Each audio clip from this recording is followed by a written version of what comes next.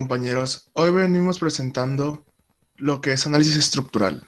Los integrantes de este tema somos Armenta Ramírez José Fernando,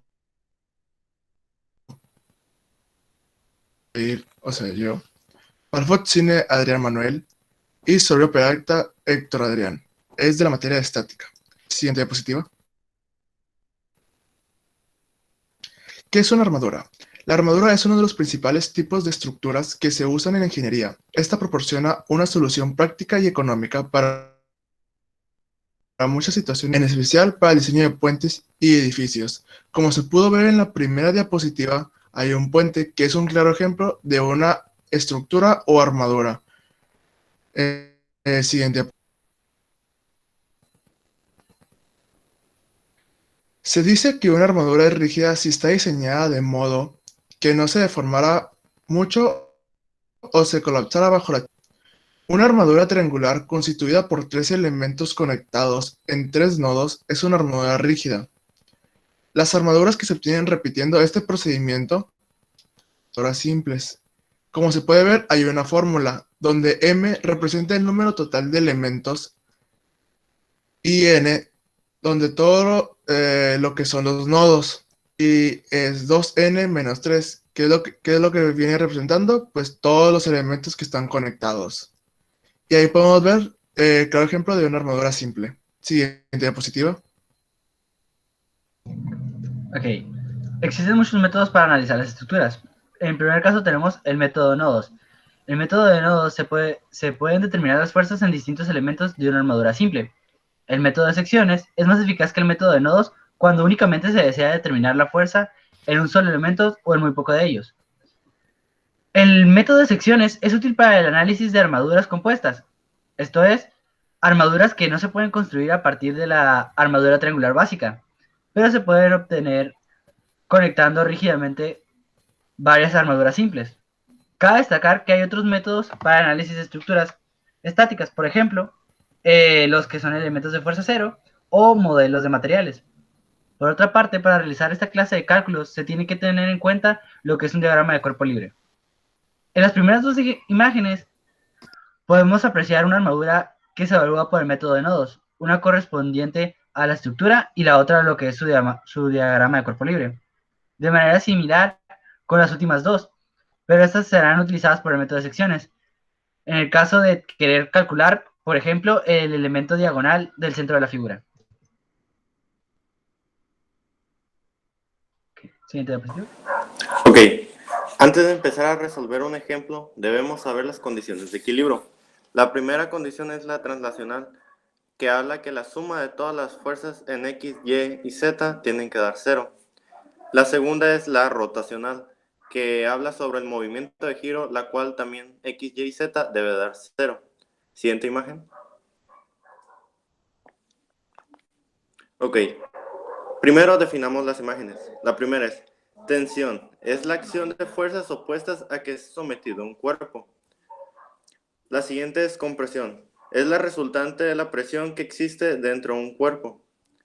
También están estas dos imágenes de signos positivos y negativos, la cual tienes que tener en cuenta al resultado de cualquier tipo de ejercicio.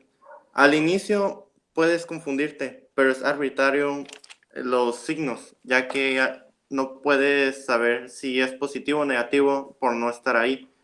Pero no te preocupes, al final te vas a dar cuenta si es positivo o negativo. A continuación, mi compañero va a explicar un breve ejemplo. Ok, vamos a resolver este problema y lo vamos a hacer por el método de los nodos. Como podemos observar, tenemos tres nodos, el nodo A, el nodo B y el nodo C, de los cuales en el nodo B se está ejerciendo una fuerza de 100 newtons. En mi nodo A tenemos un punto fijo y en mi nodo C tenemos un punto móvil. Ahora vamos a hacer un diagrama de cuerpo libre para identificar las reacciones en mi nodo A y en mi nodo C. Como podemos ver, no tenemos reacciones en el eje de las X, pero sí tenemos reacciones en el eje de las Y. Desde mi punto de vista, yo puedo decir que mi nodo A y mi nodo C deben ser fuerzas opuestas a las que se están ejerciendo en mi nodo B, debido a que estos dos nodos se encargan de mantener al nodo B en su lugar. Una vez teniendo esto en cuenta, podemos hacer sumatoria de momentos de giros con respecto al nodo A. ¿Por qué con el nodo A? Porque es recomendable hacerlo desde el punto fijo. Aquí yo tengo establecido que si mi giro va a favor de las manecillas del reloj es positivo y si va en contra es negativo. Entonces mi nodo B hacia mi nodo A, el giro es positivo debido al sentido de mi vector del nodo B que está yendo hacia abajo y se dirige hacia la izquierda, que es donde se encuentra mi nodo A. La fuerza que descansa en mi nodo B es de 100 newtons y como el giro se está dando en el eje de las X, la separación es de 3 metros. En cuanto a mi nodo C, el giro es negativo debido al sentido del vector de mi nodo, vaya. Aquí podemos ver que está yendo hacia arriba y se está dirigiendo hacia la izquierda, que es donde se encuentra mi nodo A. Y como el giro se está dando en el eje de las X, la separación es de 6 metros. Entonces aquí en la ecuación tenemos RCY para despejarlo, podemos despejar. Y una vez despejado, tenemos una fuerza de 50 newtons. Entonces, para calcular RAY necesitamos usar la primera condición de equilibrio haciendo sumatoria de fuerzas en Y. Entonces tenemos menos 100 newtons, que son menos 100 porque el sentido de mi vector en mi nodo B está yendo hacia el eje negativo de las 10. Pero mi nodo A y mi nodo C se están dirigiendo hacia el eje positivo de las 10. Por lo tanto, estos son positivos. Aquí ya calculamos RCY y nada más sustituimos el valor. Despejamos RAY y tenemos una fuerza de 50 newtons en mi nodo A en el eje de las 10. Una vez calculadas las reacciones, podemos calcular la fuerza que se está ejerciendo de mi nodo A hacia mi nodo B y de mi nodo A hacia mi nodo C. Antes tenemos que calcular el ángulo θ y el ángulo θ se obtiene dividiendo y sobre x y esto lo multiplicamos por el arco tangente y esto nos da un ángulo de 53.13 grados. Ahora usaremos la primera condición de equilibrio haciendo sumatoria de fuerzas en y. Entonces tenemos 50 newtons más FAB por el seno del ángulo porque es sumatoria de fuerzas en y esto lo igualamos a 0. Despejamos FAB y tenemos una fuerza de menos 62.5 newtons.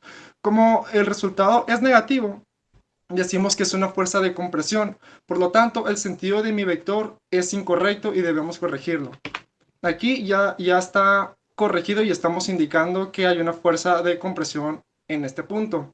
Ahora vamos a calcular la fuerza que se está ejerciendo de mi nodo A hacia mi nodo C, haciendo sumatoria de fuerzas en X, porque se encuentran en el eje de las X. Hacemos la sumatoria FAC más FAB por el coseno del ángulo, esto lo igualamos a 0, podemos despejar FAC y tenemos una fuerza de 37.5 newtons. Como el resultado es positivo, es una fuerza de tensión, entonces el sentido de mi vector es correcto.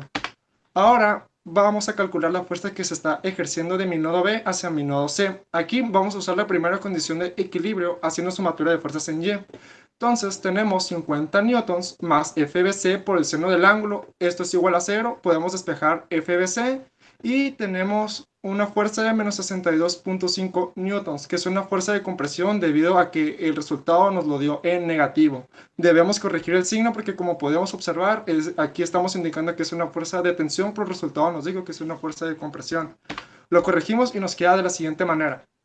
Para finalizar, nuestras fuerzas quedan así. Del nodo A hacia el nodo B tenemos una fuerza de compresión, de mi nodo B hacia mi nodo C tenemos una fuerza de compresión y de mi nodo A de mi nodo A hacia mi nodo C tenemos una fuerza de tensión. Muchas gracias por su atención. Esta fue la exposición de análisis estructural y que tengan un hermoso día. Muchas gracias.